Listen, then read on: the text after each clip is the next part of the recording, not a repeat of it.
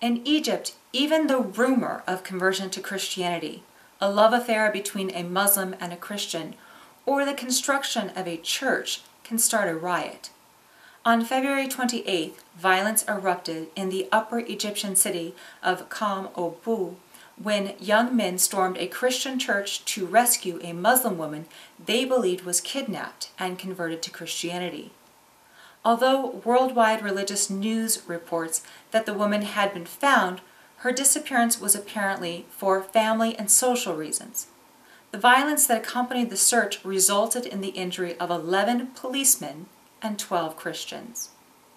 In the case of Salaka Djicke, whipped for conducting a relationship with a married man, illustrates the extreme measures militant Islamic defenders of the faith will take to subdue the women of Mali. Salaka Djicke began a fairy tale romance with an older man who dialed her phone by mistake. The man gave her gifts and expressed his love for her. The relationship attracted two different groups of militant Islamists who use violence to force women to obey Sharia law and cover themselves completely. One group captured Djicke when she was with her lover and delivered her to the Islamic police. She was convicted of being caught with a man who was not her husband and sentenced to 95 lashes. Djicke's punishment took place in public in the market square. Salaka Djicke refused to reveal her lover's name. He contacted her immediately after her flogging and then disappeared. The American Civil Liberties Union, ACLU, has filed a complaint in the U.S. District Court for the District of Puerto Rico on behalf of a 14-year-old veteran of the Puerto Rico Police Force. The complaint centers around actions taken against Atheist Police officer Elvin Mendez after he refused to participate in an officially mandated Christian prayer. According to the complaint, Officer Mendez had been summoned along with over 40 other officers to a mandatory meeting to discuss an intervention plan. Afterwards, while the men were still in formation, Commanding Officer Guillermo Rodriguez asked for a volunteer to close the session with a prayer. Officer Mendez spoke up and stated to Commander Rodriguez that he objected to an official prayer. The complaint alleges that the openly atheist officer stated to Officer Rodriguez that he was very uncomfortable with the prayer and that he did not want to participate. Mendez also pointed out that prayer violates department regulations for a strict separation of church and state. The complaint states that Rodriguez then became upset and separated Mendez from the group. As Mendez was walking away, court documents indicate that Rodriguez shouted for Mendez to stop. While separated from the group, the commanding officer shouted to the formation that Mendez was standing apart from the group because he doesn't believe in what we believe. The atheist policeman felt humiliated and turned his back to the formation until the explicitly Christian prayer had ended. Soon after the incident, Mendez was reassigned to work at the airport under his immediate supervisor, Ricardo Dominguez.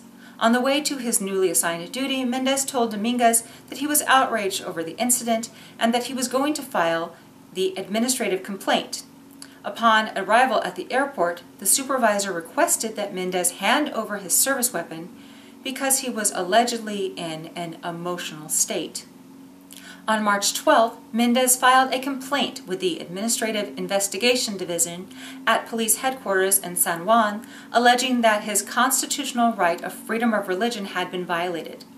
For unknown reasons, the complaint was forwarded to the police department's Domestic Violence Division, and no proper investigation has been carried out.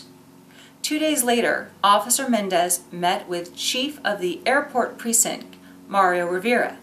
The airport chief ordered Mendez two options: either report to the command office for clerical tasks or remain at the airport and work in vehicle maintenance. The complaint points to the current situation. Now, instead of carrying out the law enforcement duties for which he is trained, the sole employment duties assigned to Mr. Mendez have been those of a car washer and messenger. The complaint also contends that the atheist officer was ordered to report to work over the night shift when the garage was closed, leaving him with nothing to do. At other times, he had been ordered to wash patrol cars under the harsh, blazing sun of the early afternoon. The complaint charges officials with breaching the Establishment Clause of the First Amendment to the U.S. Constitution, among other violations. Officer Mendez is requesting that the court declare the actions of police officials to have violated the First and 14th Amendments of the U.S. Constitution.